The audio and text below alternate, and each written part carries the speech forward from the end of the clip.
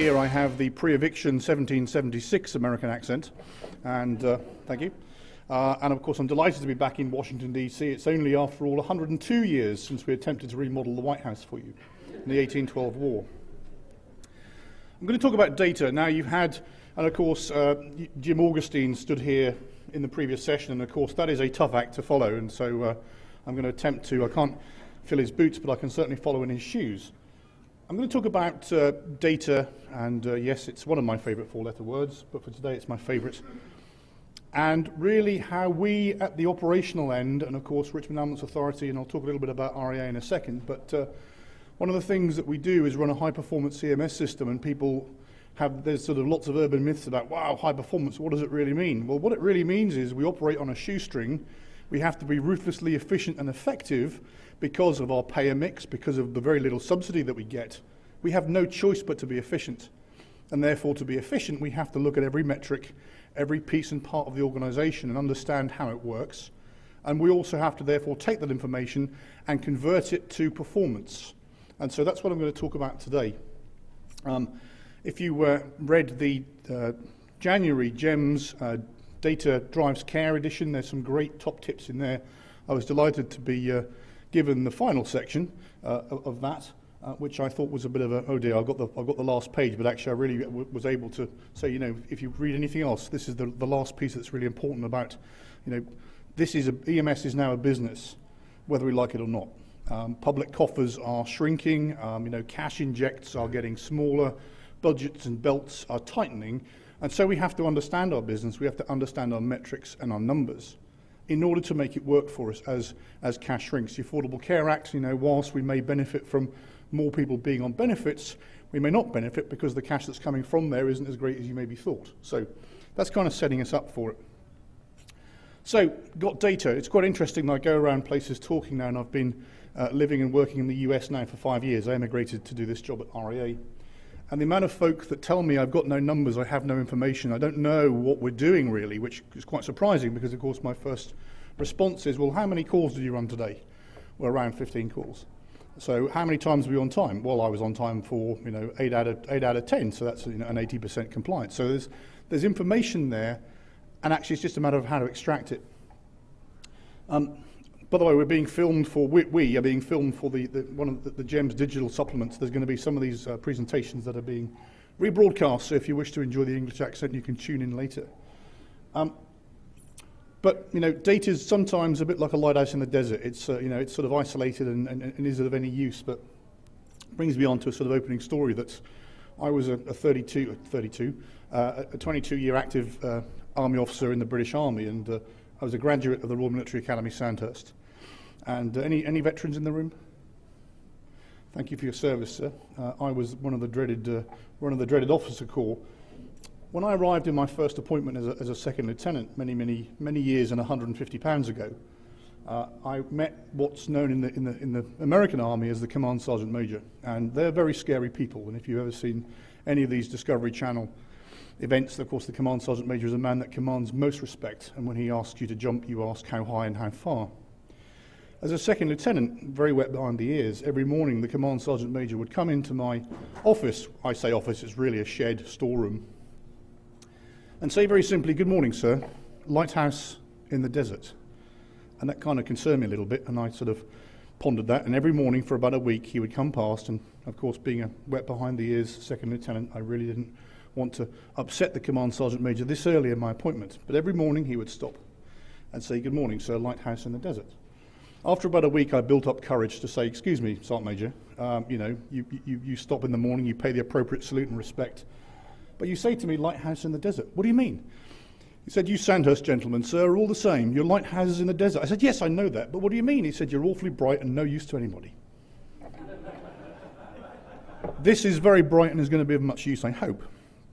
So a little bit of history. REA is a city that was established under the Richmond Act. We had like a classic American inner city issue 20 years ago where you had a number of EMS companies that would of course respond to the call where there was potentially the payer and maybe not respond to the call where there wasn't the payer.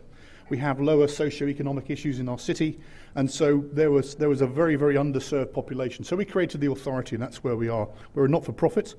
We're running Last year, 56,000 responses, 42,000 transports inside our operational area. We're a high-performance EMS system. And as I said, the myth around high performance is high performance means you have to use every single penny you have to great effect. We're only 62 square miles. We have a resident population of 202,000, and if you divide 202,000 by 56,000 calls, it means that 1 in 4 enjoy their healthcare with us at least once a year. Actually, it's not really 1 in 4. There's like, one of them may enjoy it for 100 times a year, but of course we're working on that under a separate program. Our daytime population with the capital city of Virginia increases to about 1.1 million. So we have tidal traffic. At 9 o'clock in the morning it's gridlock, and at 4 o'clock in the afternoon it's gridlock, and the rest you can kind of get around town. As I said, the thing that created our authority was the fact that we are a city on one end of lower socioeconomic issues and on the other end very affluent Fortune 500 companies. Philip Morris, Marlboro Cigarettes, to name but one, Reynolds Wrap, are all headquartered, Capital One Bank are all headquartered in our area. We have some interesting patient generators that keep us very, very busy, from high crime, shooting, homicide, and I just read the shift report from this morning, and I'll come on to that in a second because it's really case in point. For what we do in the city, in terms of being the high-performance system, because we're watching our business, because we are also working very closely with our universities and hospitals and doing a lot of good clinical stuff, we have a lot of visitors. And we're kind of one of those major stops on the EMS World Tour. And it's quite nice, and we're honoured that the people come past and see us. We've also become part of the training pipeline for the US Air Force Pararescue Program. And the University of New Mexico run Air Force Special Forces operators through their pararescue course, through their paramedic course. We actually provide the clinical placement on the streets of our city. And whether it's a mark of pride or not, a lot of these guys that are coming through us see their first penetrating trauma actually on the east end of Richmond versus the east end of Helmand. And of course, it gives us an immense amount of pride to be able to, not expose them to their first gunshot wound, but to actually be part of the training program. We're accredited with a number of agencies, and for us, again, there's a lot of debate around why be accredited. Well, of course, it means you can benchmark yourself against others. It enables you to, we are our worst critic, in fact, because we're always looking at how we can improve EMS at the next cycle. And so whilst it may just be to some a set of badges on the wall, to us it's actually how we remain current, how we remain focused, and how we remain honest with ourselves. And so, if you're thinking of going for a CAS accreditation, it's hard work, but it's very beneficial. As I said, we're a very busy EMS environment. This is a Fitch report, and it's always good when you have consultants in, because if they tell you, it must be true. So, for a six-figure sum. So we enjoy a higher rate of responses per thousand population than many large cities in the US. It gives us a per capita claim to be one of the busiest EMS systems in the country. And again, because of the size of the city, the size of the population, the size of the workforce that we can afford to have, we have to come back to being efficient and have to come back. And it's part of the data story, because we have to use what we've got to great effect. As I said, patient generators, we have sadly a higher crime rate compared to statistics in the rest of the country, and of course in the Commonwealth of Virginia. I opened up the shift report this morning, and this is pictures live from Richmond. That was what's greeted me in the shift report this morning. So another night in our city, just to give you an indication of what the guys are up to. And again, this statistic will come back again in this presentation, because that's information that can help you, the operator, maybe increase your funding levels, and we'll talk about that a little bit later on. So, data starts with the caller, and of course, if you all have CAD systems, you all have folk calling, you all have someone operating either a primary or a secondary answering point, you're using dispatch systems, and therefore every time somebody hits the key, they're creating information for you. That's just, and that information can therefore be analysed, can be assessed, and can be turned into an intelligence product. And and it's kind of almost like the ex-soldier in me. This is the intelligence cycle at its best, because we take raw information in, we assess it, we collate it, we analyse it, and we turn it into intelligence, and then we use it and we act on it. And so it's a cycle. It's a cyclical thing that goes on around us all the time. So talking of time, of course, how many people in here actually analyse their patient volume by hour of day, day of week, week of year? Okay, how many of you have a chart that looks like this when you analyse it? Yeah. Of course, what it tells us is that we're all human and we're all creatures of habit. And we all have the same habits, of course. And this is one of my sort of lecture points when people come in that say they have no data. You're collecting the time that folk call you. We can see straight away that, we wake up at 6 in the morning, circadian rhythm says we're going to have our cardiac arrest there. We drive to work and we crash our car. We have our peak of day activity. And of course, what causes peak of day activity? In my theory, and I've worked now in the UK, Canada and the US, of course, is at 3 o'clock in the afternoon exactly, hospital doors fly open and patients are all ejected. Okay, so it causes you a peak of activity. You're laughing because it's true, I know. So then we go home, we go out, we have dinner, we get drunk, we fall over, and the day continues and we go to bed. So there's a rhythm to the day, and of course by understanding that rhythm of the day, and I call this my rhythm of Richmond, by understanding that it helps us plan to be effective and cost effective, because of course why would I want to have as many trucks on duty at 3 o'clock in the morning as I would have at 3 o'clock in the afternoon? And so this is the start point of building a cost effective response to what the patient is doing. And of course we understand where the patients are calling from. There are very, very many systems, GIS systems, plotting systems that you can use to understand where your volume is coming from. Now I'm in an inner city. I came from I was the chief operating officer of a very rural system in the UK, and I had complete opposite issues between inner city Richmond, where there's a traffic light every 300 feet, and the location I was in where there are 35 miles between hospitals. So I had planning challenges, and of course the planning challenge is geography. In my city now it's actually geography and speed, because the notion of an ambulance, and you see these stories on the pictures at 11, every 11 o'clock news, that ambulance flying to the location. Well, actually, no, we can't fly because you have to stop at a traffic light every 2 minutes. But we have challenges of geography. By understanding where those patients are going to pop up, of course, it helps you now combine time and space to work out how you're going to plan your day. Now, if you're in a fixed station location, of course, that's obviously okay, but you may want to move vehicles in order to be where the patients are. Remember, as I always say to my team, this is not our emergency. It's not our issue. We're actually responding to somebody's moment of need. So let's try and be a bit responsive to that. And once in a while, I'll sort of highlight some of the products we're using. You don't need to, spend a fortune on these systems. You can work with, basic spreadsheets of information. This is what my team laughingly call, I have the NPAD. Here's my NPAD here. And of course, you can capture any sort of data on your NPAD and then input it later. But I'm never without my NPAD. I have an iPad as well, but only when my 18-year-old son's home from college can I upload stuff. So, dads, you've been there. And of course, we understand what the patients are calling from. If you're using an MPDS system, this is an MPDS just cross-section of the volume of calls, and of course that breaks down into subsets. Those subsets enable you to understand what type of volume you're potentially going to get. Fast forward to the modern day, of course, we're comparing what the patient tells us is wrong with, and here comes the next point of reality. Of course, we're now comparing what the patient tells us is wrong with them in the telephone call and what the paramedic first impression is on the EPCR, and are they the same? No, sometimes they're not. But of course, we're able to compare and contrast. And it's a good use of information once in a while to sit down with your medical director to say, okay, this is what the MPDS code coming in was. This is the outcome code of the first impression. Are there any decisions that we need to make, particularly about what remember, your medical directors are determining what you class as life-threatening and what you maybe not respond so hot to. So you can actually compare the two sets and then add a third set which says, did these patients go emergent or non-emergent? In other words, was what the patient said wrong actually warranty lights and sirens response across the city? And you can actually turn down or turn up, as the case may be, some of your responses. Example, we had some of the lower acuity stuff for which we were sending a fire first response to.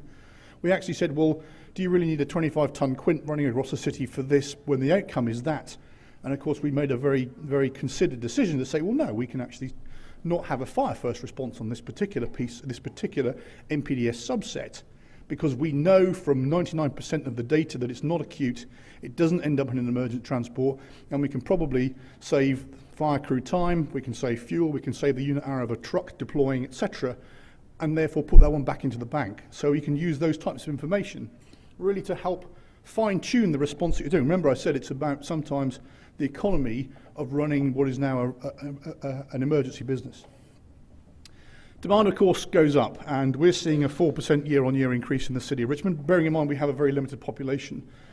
Our population is becoming very needy, and of course, having a nice man in a white ambulance with, orange and blue chevrons on the back and a blue polo shirt in 580 seconds is a great piece of healthcare. And so sometimes we have to work on the demand. This, of course, is really the lead into the advent of community paramedicine, mobile integrated healthcare, picking off those low acuity patients that you can do something more better with, because we're doing, I heard said yesterday we're doing ALS, BLS and BS, and so therefore, maybe not, but the point being is we have to find an appropriate pathway and alternative for those patients that think they need us, when in fact we need to get them into the right pathway, not silo, pathway of care. And there are all sorts of tools out there that you can use. If you have a first watch system, you can do some fairly sophisticated demand analysis. We started off back in the day, it's a great American phrase, by the way, I love it, back in the day, with the Mark I spreadsheet and working out, okay, how many calls this hour did we do, and then analyse it. John Washko did a very great presentation of how to build demand analysis. If he's in the shop this week, go and listen to him. And so you can start to build the demand based on what the caller's doing.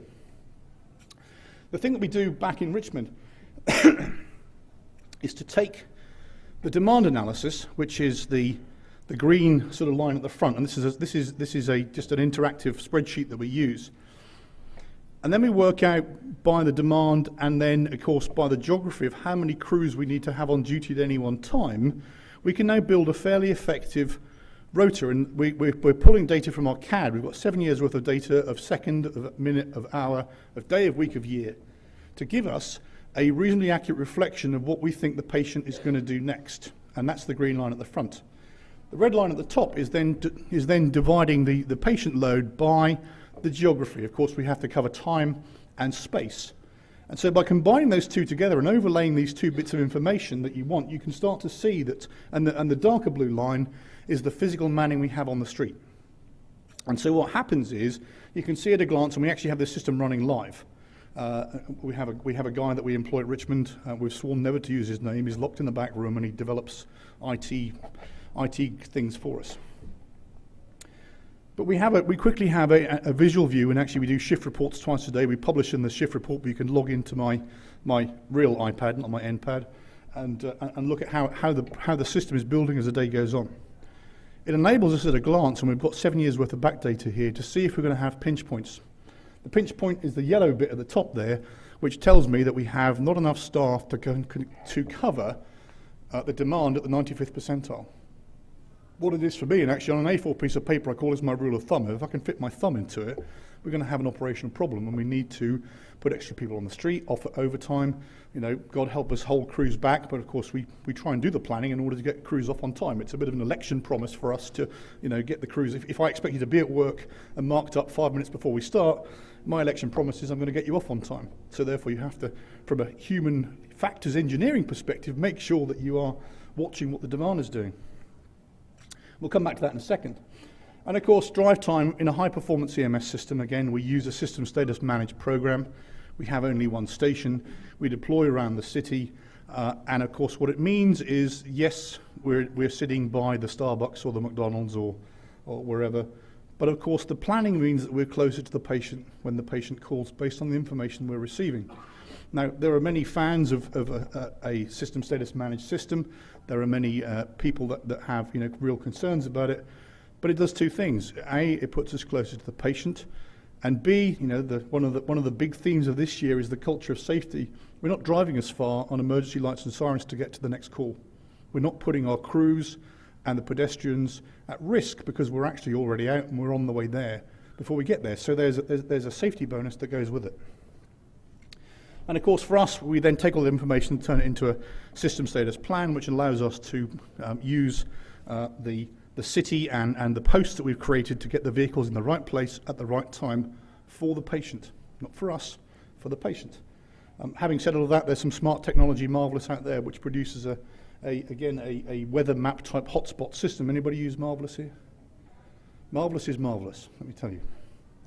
And in fact, if I could just save all 20 slides by going dink, and this is marvellous. Marvellous. So coming back to how we're getting the right amount of people on the street, as I said, if we have an issue, we get a bit of a yellow spot that appears in the system. It's a decision point. It's a decision point for me and my team every day, or the supervisor in the middle of the night to say, and this is frighteningly accurate. It frightens us how much we take the data, the historic data, and then kind of scrub it a little bit, but actually turn it into the system to tell us when we're going to have issues. And so we need to offer up extra shifts. We may need to do something special. Here was Mondays of this week, and Monday was a bit of an issue for us, and I put this up because it's a live example. This is what the shift report said, the first view of this at 06:16 and 20 seconds on Monday. It said that we were looking fairly good for the day. The demand in the green, the manning in the blue, and the optimal manning in the red. So things were looking good, maybe a bit of an issue at night time. Okay, now of course we're competing against one thing, and that's patient behaviour. And so sometimes the patient doesn't quite conform to the plan. And of course, being an old soldier, there was a great saying at the front of the British Army Staff Officer's Handbook that no plan survives contact with the enemy. In this case, no plan survives contact with the...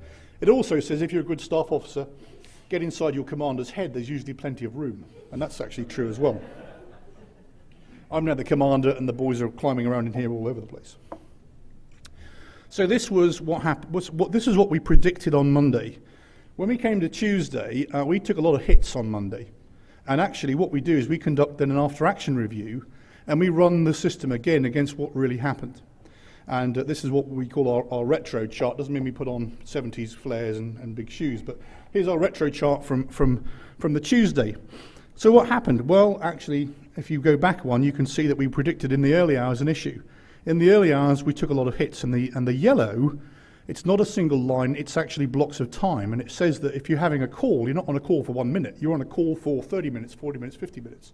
So we actually pad our analysis out to reflect how much of the unit hour or the unit minute we were actually consuming as we're running the call. So we can go back and look, well, what happened then? Well, the yellow is the calls, in other words, the patient demand. And so yes, in the middle of the night, we had this huge, we took exceptions. But at 11 o'clock, we had Armageddon breakout, and what happened was that the hospitals have had we had a huge influx of flu-related cases over the weekend from various systems. And guess what they needed to do on Monday? They needed to dump patients out, and so all of our non-emergency volume, which is the green line, peaked early. Now remember, I said that hospital doors fly open at 3 o'clock in the afternoon, and patients come flying out. Well, what happened here is we needed to get the patients out early. The hospitals needed to evacuate their patients to create bed space.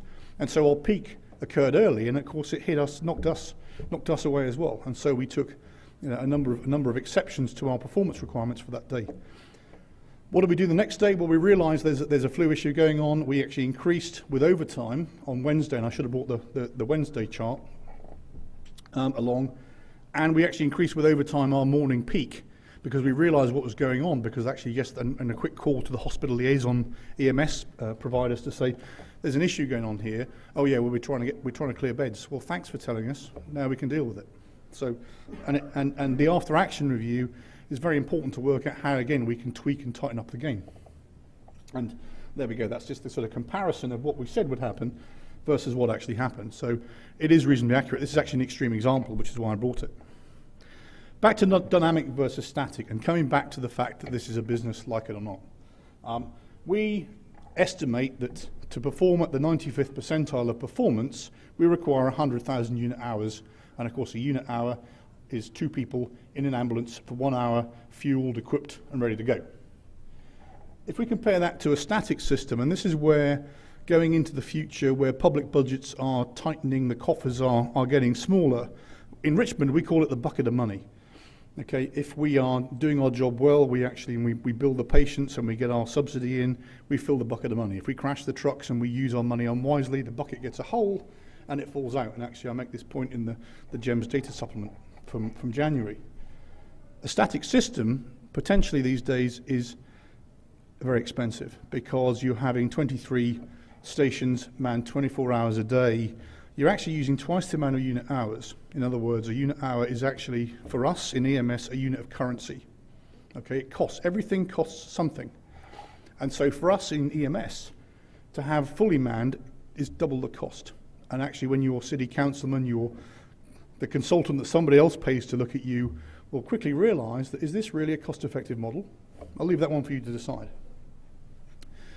Performance is another one. We are held against performance targets, and of course the data that you provide to deliver performance helps inform councilmen, and of course, any councilmen in the room? Any councilmen on the video? No? Good. Of course, the councilman question is, how's the average response time looking? Because that's the councilman question. How's the average? Well, of course, the answer is we don't use averages, we actually use a fractile performance, and let me explain why. So, how many people here record their response time and have to report it? And how many people use an average as their expression of how they performed? Okay. In Virginia, and I'm now going to pick on John because John's sitting here and John's from Virginia. In Virginia, the state regulations have changed to say that we must now report our performance to a higher authority or a council, and we must now use a fractile performance to the 90th percentile. And the reason for that is because of the average. So, what's a fractile? Well, a fractile, actually, imagine you're in a running race and I need to actually get 90% of the people in the race past the winning post before the clock runs out. That's pretty much what a fractile score is. If you're in an average environment, and this is one of the reasons why Virginia particularly has changed to go from an average to a fractile performance, and again, this is a way of expressing performance totally, is the fact that what is an average? To my mind, an average is you have a 50% chance of being 100% wrong. Okay? What they taught me at school, back in the old country.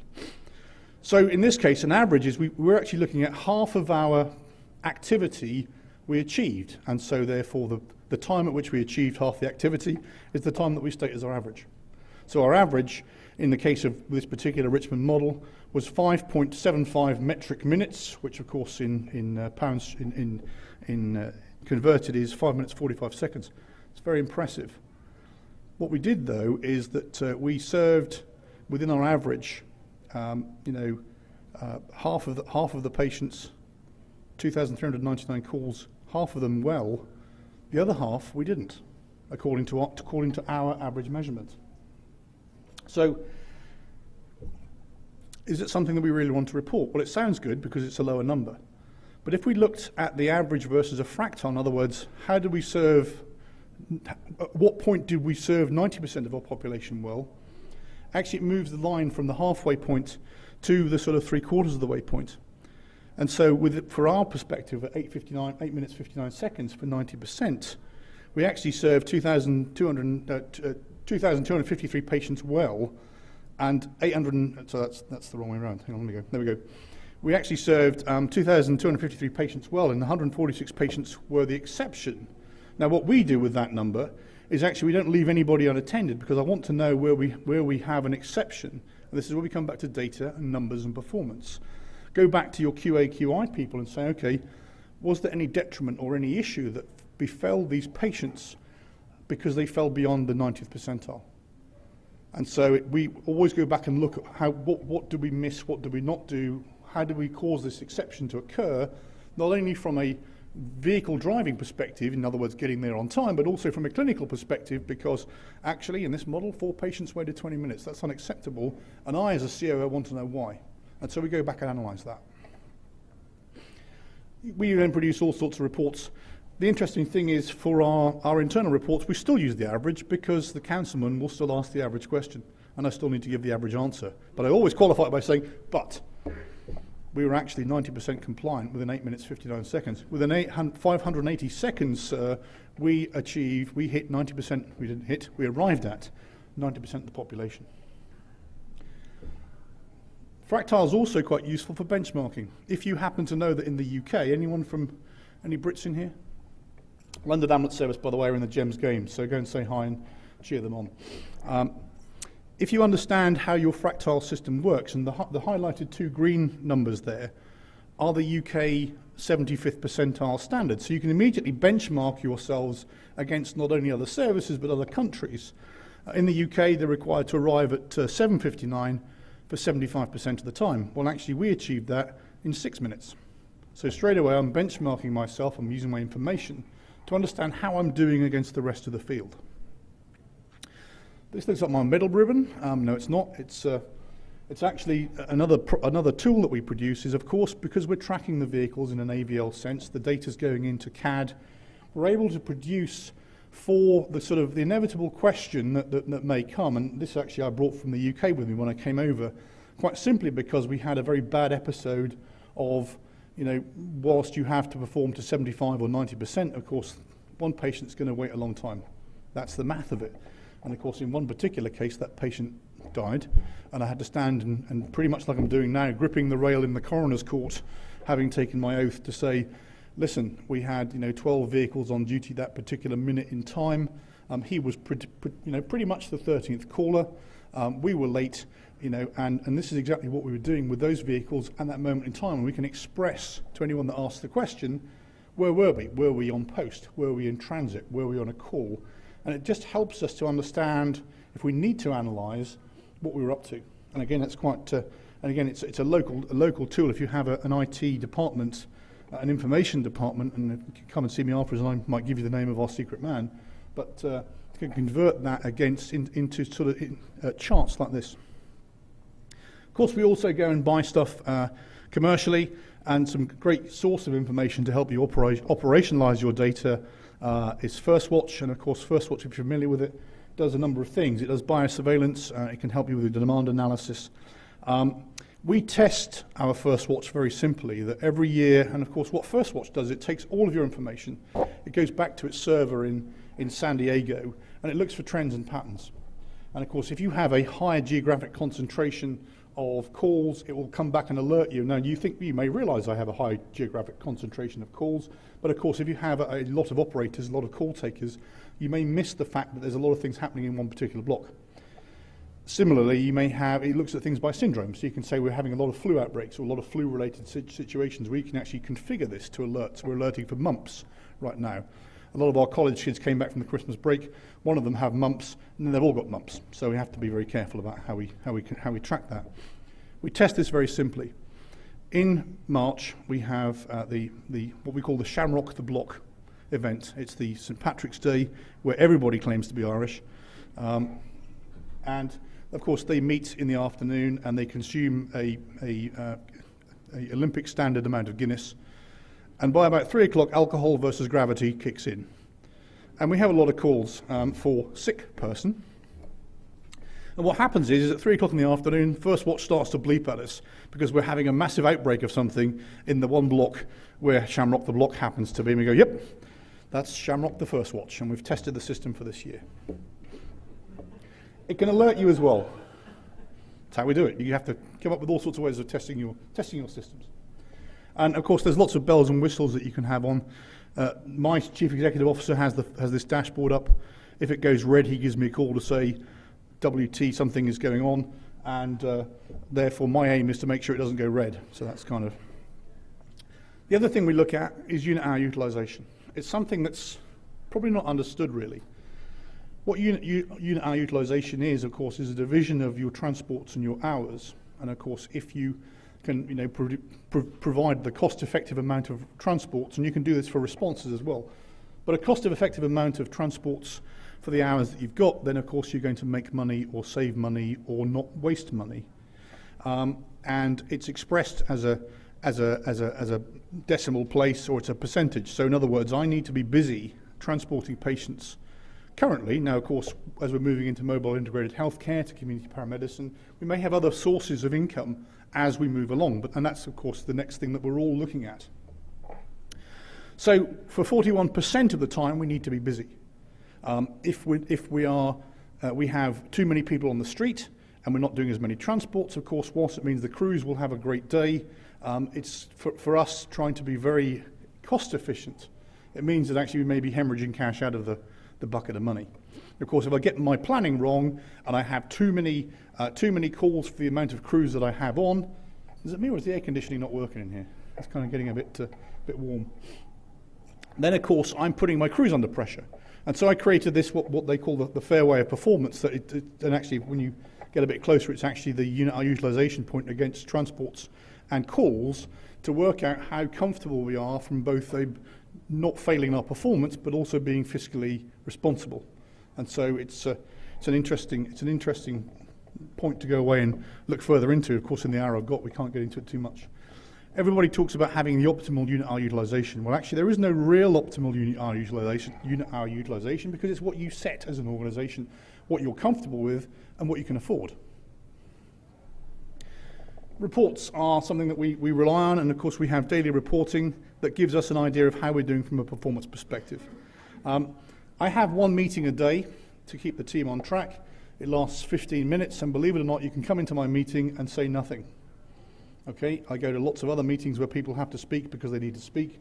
You come into my meeting, you're allowed to say nothing. Say nothing means it's fine. I'm allowing you to say nothing because we're good. We talk about performance, all the key metrics, and we get out and do what I'm paying them to do, which is get on with the job. Okay, and so there's a fair amount of data that goes into our day, everything from predicting tomorrow's performance to looking at the manning and the scheduling. Sometimes I use an English word, schedule, tomato. But we take 15 minutes only, and we get out and get on with it, and you're allowed to say nothing. And we produce one sheet of paper, and it's the definitive document to run our day, Operations Coordination Conference. Now, I don't know if you've been out and walked around here, sort of a quick mind break for a second, but just up the street is the National Air Traffic Controllers Association. Anybody see that on the hotel down there? I walked past yesterday, and I took this photograph because I thought it was quite interesting. Of course, these are a very data protocol-driven bunch of people. And of course, they have the data protocol-driven, ingrained in them. And there were a lot of people standing outside with suitcases. And I said, I could see that the door was unlocked, but there was a lot of people standing there with suitcases. I said, "What are you doing? Just standing here forming a line." And he said, "Well, we're air traffic controllers." And I said, "Oh, right, yes, that would be why you're at the National Air Traffic Controllers Association building." I said, "So you're all standing outside?" He said, "Yes, we're air traffic controllers." And I said, "Well, yeah, I get that." He said, "We're only allowed in one at a time and at 2-minute intervals." Thank you. Go and see for yourself if you don't believe me. I've talked about getting to the patient. I've talked about the art of getting there so far. And of course, a lot of the data you're using is about the art of actually getting there. And we'll come on to the clinical stuff in a minute. But from a operations, supervisory, management perspective, of course, we need to worry about the art of getting there first of all, whether you have a response time compliance or not. You said checking the time. Of course, we're using our information to look at our levels of care. We're now drawing a lot of information off our EPCR, Electronic Patient Care Record System. One of the biggest surprises to us, and again, we go back to the fact of what the patient tells us is wrong with them versus what the paramedic first impression is. And of course, yes, we had sick person that transpires into alcohol versus gravity. That's pretty much a standard for a Friday or a Saturday night. We also realised that within our city, the highest reason for transporting someone somewhere was actually psych. Now, that may well be reflective of the society in which we live and the very poor levels and standards of mental health care provision. But of course, it got us thinking and got us talking to our local behavioural health authority, got them talking to the police, because I'm sure nobody in the room has had the famous, as we call it, the HOJ call, the hospital or jail call. And so it got us talking and it got us acting. And of course, what the police have is fantastic access to drug money. I don't know if you knew that, but of course, when you have a drug seizure and there's cash seized, they don't burn it. They give it to the police and the police can use it for training. Anybody not know that? Yeah, your local PD can access all your good drug dealers are actually making great profit for your police departments in a good way, because that money can be then re-employed into training. We invested in the critical incident training course with our behavioural health authority for every police officer, and we're currently firefighters, and I know that John down here is from Chesterfield in the Metro Richmond area.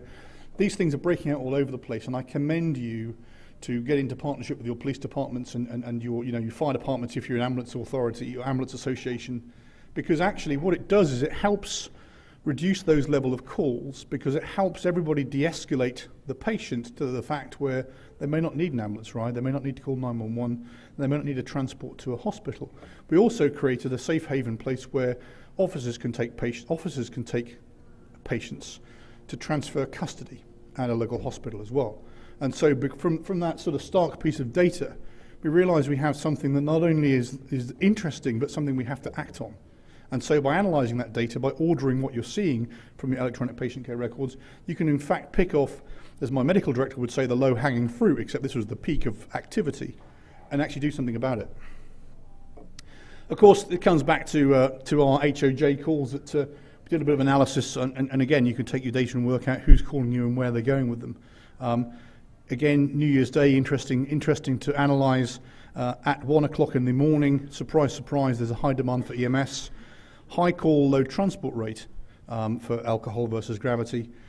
Interestingly, at 9 o'clock in the morning, people wake up and realise that they're now lost a leg or something's gone wrong. They continue drinking at 2 o'clock in the afternoon, that we go back again to the issue. What we were finding, of course, is that most of our 1 o'clock calls were generated by police. And so let's send a supervisor or a paramedic in the primary areas on patrol with those police officers on New Year's Eve, so we can actually deal with the issue or diffuse the issue or assist with the management of the issue before it turns into a 911 call. Lots of information out there, active software. We use a lot of plotting and planning, GIS systems. Data, coming back to our friends at the police. Now this is an interesting photograph, and I'm going to cover both the culture of safety and crime and punishment in 3 slides. Typical Richmond day. This man had just been down into John's Patch down here in Chesterfield County, sadly had murdered his girlfriend, ran home or ran up to Richmond. There was a standoff, and of course this is now live pictures because of course there's 4 emergency services. There's police, fire, EMS and Channel 6. So we arrive on scene, Channel 6 arrive on scene, we break in the young and the restless, so there was tons of complaints that afternoon, I'm sure, and start to film this guy who's now having a standoff. Of course, you know what's going to happen next, don't you? Here we go. Here's what happened next. What happened next? Where's he pointing the gun at? He's pointing the gun straight at the cameraman, because the cameraman has no culture of safety and doesn't understand the word stage. The gentleman is also holding the gun sideways, so therefore marksmanship is not being applied. The shot will not be released and followed through according to the hold position and aim. And in fact, the reason it's held sideways is why? That's the way it came out of the box. Thank you very much. It's the way it came out of the box. The point being here, of course, is there's a culture of safety issue here. There's the fact that this guy is engaging the police, and of course what happens next is, as you can see, poor patient packaging. The point being, of course, is that this is what we do for a living. Okay, we have to operate in a safe way, but it also contributes to the operational data and how we go about releasing funds and making the point that I'm about to make. Homicide, of course, is not an EMS problem as such, because, of course, if they're dead, we've declared them dead, we've assisted the police by saying their life is extinct, they become a homicide investigation. If we do our job right and correctly, of course, and we are arriving on scene, packaging and getting off to a good trauma system, then of course the homicide rate stays low. Now, of course, the police department will say the homicide rate is low because of great community policing, because of the fact that we're interacting, we're doing patrol walks around our city. We just happen to forget that good EMS and surgery is not a reason that the homicide rate is low. And so we sometimes use this to great effect. Again, this was last night, so I've increased the stats, 2 on one side, 1 on one side and 2 on the other. We did some analysis. Now, if you look at the FBI Standardized Crime Rate Index, they have homicides as an indicator. They have violent crimes as an indicator. They have murder, rape, vehicle theft, etc. The single act of shooting is hidden within the violent crimes. Now, of course, nobody wants a violent crime. But when we start to analyse it at a city level, what we discover is the great claim and the good news is the homicide rate is going down. The act of stabbing and shootings particularly is going up. And so we can go away and say, right, if you're asking for an increase in funding, then guess what? We're going to join you because we know the secret of what's going on, and it's here. And so we can use this in data to operationalise ourselves into a better funding and bid position. Go away and look at the level of shooting versus, if you're in a city, your shooting versus homicide rates, and then look at the trend of what's happening. So other information and data, of course, road safety is a system that we use. It's a black box. NFPA is going to change to recommend, I think, still, that we have some sort of recording system in the vehicles. We've been using this particular system to good effect for years. It doesn't mean we can be punitive and punish people for, driving badly, because, of course, we've trained them not to. But it's actually a league table. We publish stats and figures, every week for everybody to see. And actually, it's a great tool. And of course, our planning is affected by speed. And we need to understand the speed of your vehicles, because this is a typical spread of Richmond speed. We fly through our streets at an amazing 25 miles an hour average. I'm going to use an average here. Sometimes, of course, we fly at an average of 20 miles an hour, not very fast, but what it means is our vehicle speed dictate the plan. Because if we can't drive fast or faster or progressively, we have to increase the amount of units we have on the street in order to cover the ground. Kind of makes sense. 20 miles an hour, of course, is because I live in Virginia. It's on the same line of latitude as Gibraltar and Tel Aviv. And of course, this really screws us over. And of course, the biggest problem in our city is the fact that buses and ambulances have a magnetic attraction. This is the one ambulance in the snowstorm that went off the road because it was avoiding a bus. There we go. We can also use the data that you provide, that produces here, and of course we have accelerometers in the vehicles, and a guy called Michael Kurz, and again, this is how you can use your data and your information that you're holding to good effect. Michael Kurz was a professor in Virginia Commonwealth University, he's now at University of Alabama, looked at the moments, the tipping moments, the balancing moments at work on a provider delivering CPR in the back of a moving ambulance under emergency conditions, to work out how effective CPR is in the back of a moving ambulance. Who's ever surfed? Who's ever surfed while doing CPR in the back of a moving ambulance? Who thinks CPR in the back of a moving ambulance manually is effective? No hands. Wow, we have one. We have one. We'll talk about that afterwards then, but I'll tell you how we do it. We determined that the effectiveness of CPR in the back of a moving ambulance, and this is a great piece of work by Michael Kurz. He got the AHA Young Scientist of the Year award for this piece of work. Of course, determined that if you're going to do CPR in the back of a moving ambulance, you probably need some sort of mechanical device, or you need to, of course, affect an outcome on the ground before you load and go. And so that was quite an interesting piece, but again, it's the data that you have in your systems that you can use to great effect to improve the system. The other thing about our road safety system is that 2 years ago, or a year and a half ago, we were under the presidential election. Virginia was, quote unquote, a battleground, which is code for every 2 weeks, some dignitary is going to come, the Secret Service will arrive, and no one's going to pay you. Stating facts. We were asked to conduct a motorcade escort from Hampton down on the east coast of Virginia back into Richmond. With our road safety system, we turned the alarms and the buzzers off. We kept the telemetry running just to see what the vehicle would do. Now, has anyone worked with the Secret Service before? Anyone done a motorcade before? What's the one instruction you get? Keep up. That's the one instruction they give you in a motorcade. Keep up. So we kept the telemetry running just to see how safe the president was at driving. And actually, in that one journey from Hampton to Richmond, Virginia, they committed 421 in road safety infractions. And so I didn't, when I later met Vice President Biden, I didn't actually tell him about that, but it's quite interesting just to see how the other half live. Data is also around us, vehicle data. Again, in my article, it's actually called Show Me the Money in the GEMS supplement for January. We talk about not only the frontline metrics and information you need to know, look at everything that you're doing.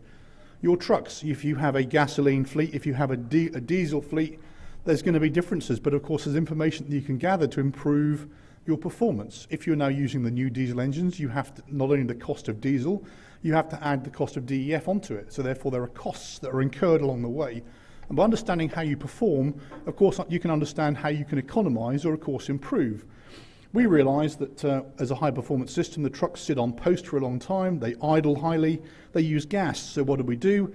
My fleet engineer went down to the local DIY store, the local home improvement store, and bought 2 industrial-sized solar panels, threw them on top of the truck, called it a test rig, and we discovered that actually not only were we not using any more batteries, we were keeping the vehicles from high idling, we were saving fuel, and even under a lamppost we were getting lux, which is code for energy from light.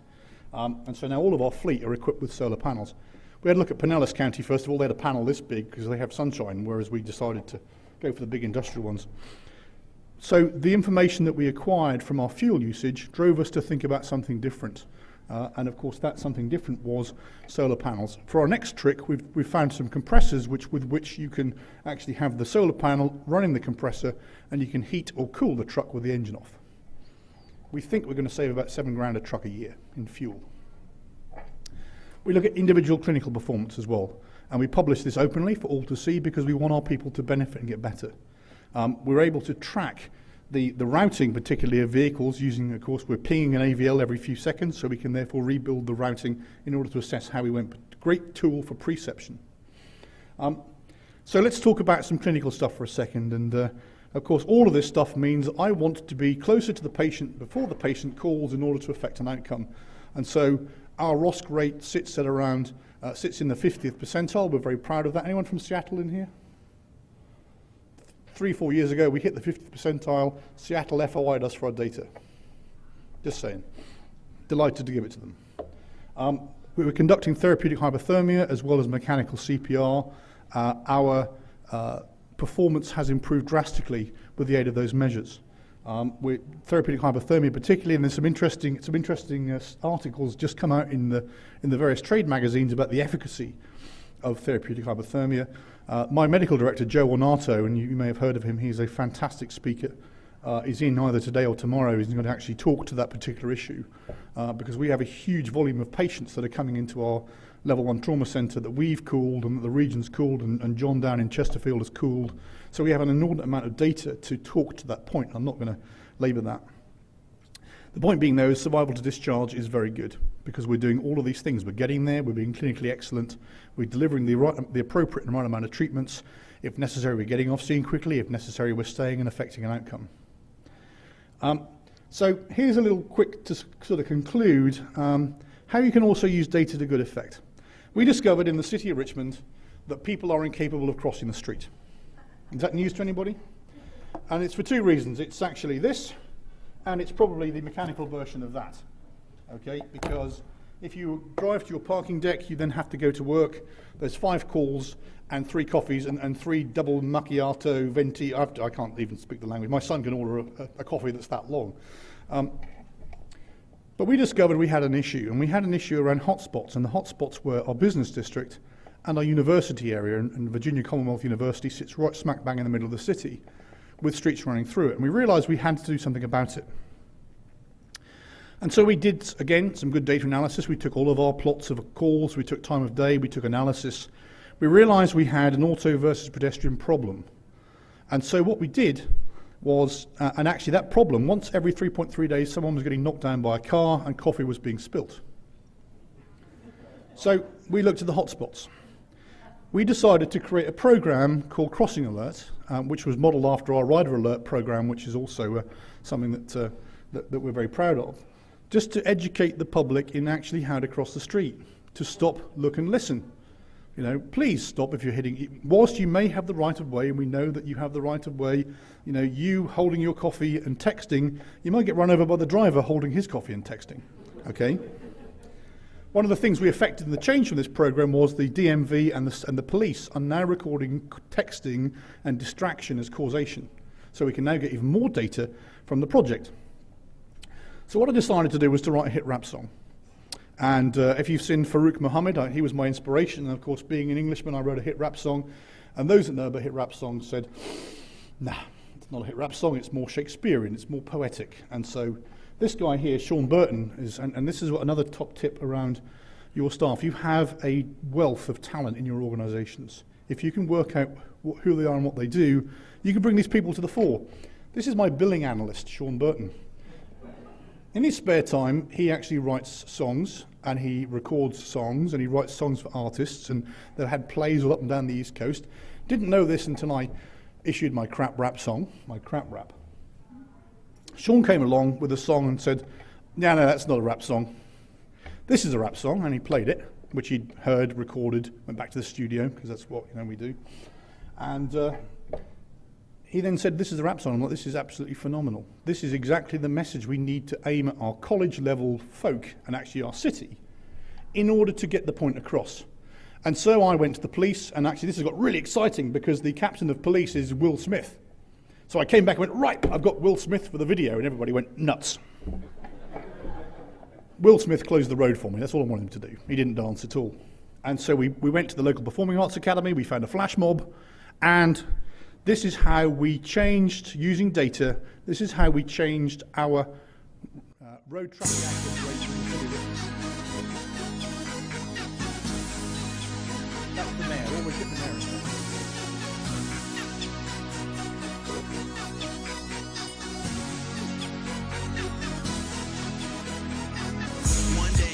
Down the sidewalk, minding your biz, texting your friends, and cars are racing on the highway, you not knowing where the sidewalk ends, paying no attention, can't get you a visit from the local paramedics. You don't want to be crippled with a medical bill, so listen to this message. Look side to side before you take another stride. Make sure you have the right of way and check the signs. There's something bright if you choose to walk out at night. And pay attention, just pay attention. Even when you're behind the wheel, you still have a responsibility to yield. For pedestrians and cyclists, even skateboarders doing sidekicks. Stay away from texting while driving. For a convo, use hands-free dialing. And lower your radio a little bit. Stay the speed limit for the innocent get hit. Look side to side before you pull off from the line. Beware of your surroundings and others at all times. If you run up on a yellow light, you must slow down. And pay attention, just pay attention.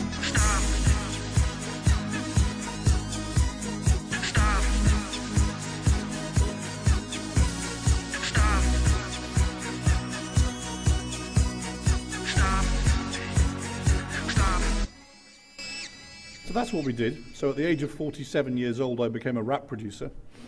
And let's see what's going to change on me. However, these are the results. We achieved a 20% reduction and continue to achieve a 20% reduction by not only the video that went viral, and actually if you go to the Richmond Ambulance Authority YouTube channel, you can use it with our blessing. I have some discs back in the room that I can bring in if you want one. One of the principles of our organisation is whatever we do from a public safety, public health perspective, it's free to anybody else to use. We achieved a 20% reduction in road traffic collisions. We continue to do that with continuous reinforcement, because we were able to think a little bit outside the box using the information and the data that we have freely to us. The program continues, and we continue to use information. I thought about taking getting some signage, another grant. FEMA, by the way, gave us a grant to do that, $5,000, of which half was spent in attorneys' fees and getting the clearances. Decided to continue the program. We're currently in discussion with the council to put some signage up, and I realised this is probably not the right idea, because if I have a sign up here, are they going to see it? So my next proposal to the council, which they may take, is actually putting it on the street. Okay. So you think you've got data? Of course, we all have data. We have lots and lots of information, and it's just how you use it. That's absolutely key, but it's there to be used whether you have an Excel spreadsheet or you have the most sophisticated systems available to you. There's lots you can do with it. There's lots of innovation you can create with it. And actually there's lots of good you can do, because of course all of that stuff means that you're going to improve the next cycle of care, the next cycle of EMS, and you can operationalize numbers to good performance.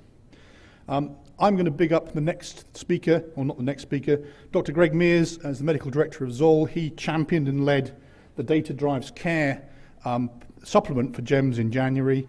Greg's speaking at 1:30, and again, he will take this far into the future. So I commend Greg's presentation to you. And that's all I've got. That was my English accent. Thank you for listening. Thank you.